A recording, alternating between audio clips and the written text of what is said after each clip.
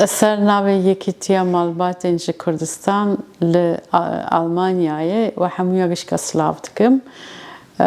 Îro 21 Sibatê roja zimanê dayîkê ye, roja zimanê zikmakî ye. Eva roja rojeke universal e, yani hemû cîhanê eva roja UNESCO rojeke taybet roja zimanê zikmakî zimanê dayîkê qebûl kiriye. Eva roja hemû zimana û hemû kesê zimanê dayîka xwe diparêzin û zimanê dayîka xwe xeber didin wana hemûya pîroz bibe. Ziman rastî tenê meriv hevra komûnîkasyonê çêbike nîne.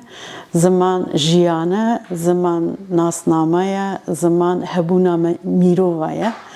Ji bo wê jî gerekî zimanê dayîkê, zimanê zikmakî bê parastinê û bê berdewamkirinê. Em Yekîtiya Malbatên ji Kurdistan li Almanyayê ji bo taybetî ji bo zimanê Kurdî, ji bo malbatên Kurda em vê rojê bi rojeke taybet dibînin û vê rojê çalekiyê me hene.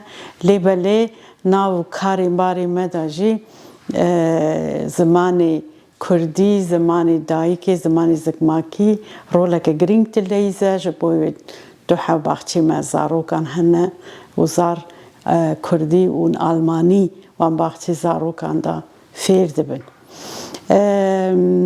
Ziman gelek zimanî mîna baxçekî gelek gul û gelek çîçek tê de hebin. Tek rengek, tek çîçekek, gulek rastî zaf mena wêya tune. Ji bo wêya pir zimanî ji bo cîhanê, ji bo civakê girîng e.